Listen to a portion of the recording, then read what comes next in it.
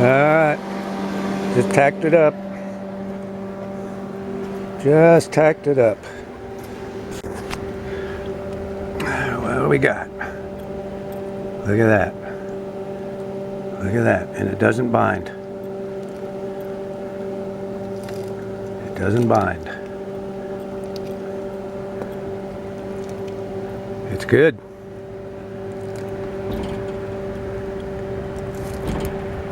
It's good.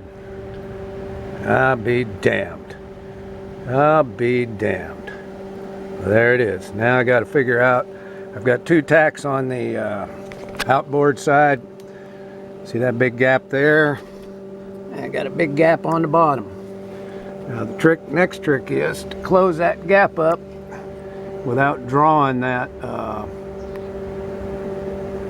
metal in. That'll be the next trick.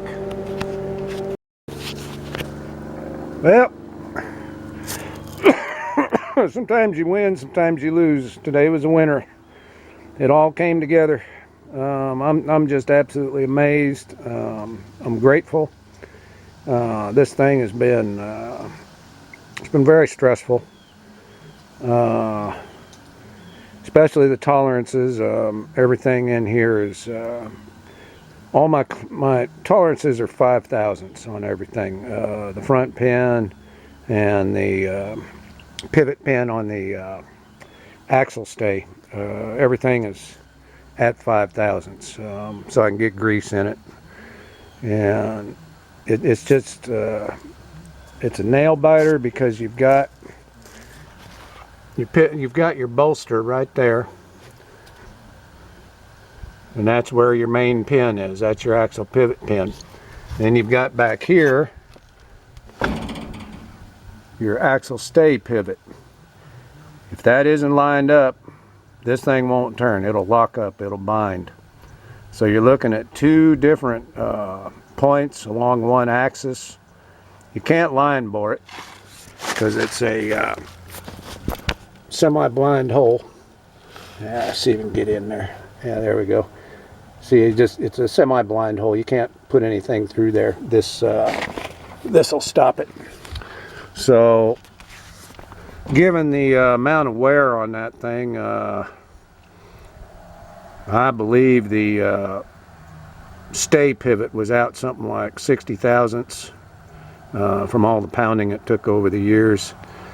For that to line up with the front is incredible. I'm thrilled. I'm just thrilled. It's been a long journey, boy. The only thing that's left to do is right here. These collars. As soon as I centralize that axle on the pin, I'll put it where I want it. These collars get welded on, and that holds that axle where it's supposed to be. And then it's controlled by the pivot back there. There's really not much more to say. Oh, this might, you guys that own these things, there's a couple there's a couple of bolt holes in the frame on these 1850 Olivers. That's what I'm utilizing there, and just built a lifting fixture to accommodate it. It's a lot safer than putting it up on blocks. I don't like blocks. I know, you know, they're not the worst thing in the world, but I'm just not crazy about them. This to me is a lot safer. One thing you might want to do if you ever make one of these, is you'll notice right here, that's at an angle, because the tub on these tractors tilts upwards. So in order to have where it sits square on your jack, you've got to angle this up here, which means cutting a small angle when you do your fit up and welding. It's no big deal, but it's just something to remember if you have to do it. All tractors are different. I mean, you look at a John Deere or Case or something else, it's going to be totally different. So anyhow, that's where we're at. We're done. I mean, that's just, I'll just sit here all night and make that thing go up and down. I'm just thrilled. All right. Take care, and hey, thanks for looking.